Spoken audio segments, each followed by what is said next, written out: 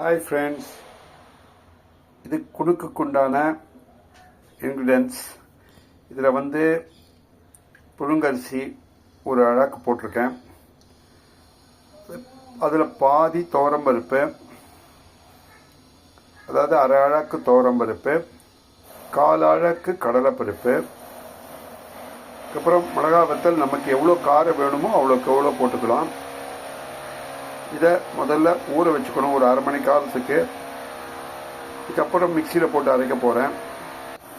இந்த மாவு அரைக்கும் போது கொஞ்சம் உப்பு போட்டுக்கோங்க. உங்களுக்கு எவ்வளோ உப்பு தேவைப்படுமோ அவ்வளோ போட்டுக்கோங்க. அரைச்ச மாவில் கருவேப்பிலை போட்டுக்கோங்க. கொஞ்சம் பெருங்காயத்தூள் போட்டுக்கோங்க. போட்டு நல்லா கலந்துக்கோங்க. கலந்துட்டு எண்ணெயில் போட்டு எடுத்துட்டிங்கன்னா குணுக்கு பிரமாதமாக வரும். அடுப்பில் எண்ணெய் வச்சாச்சு.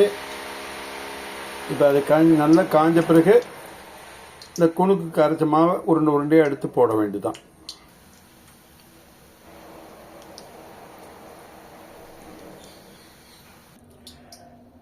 இந்த குணுக்கு தயாராகிடுச்சு. எல்லோரும் சாப்பிடுங்க. இதே மாதிரி செஞ்சு பாருங்கள், ரொம்ப நல்லா வரும்.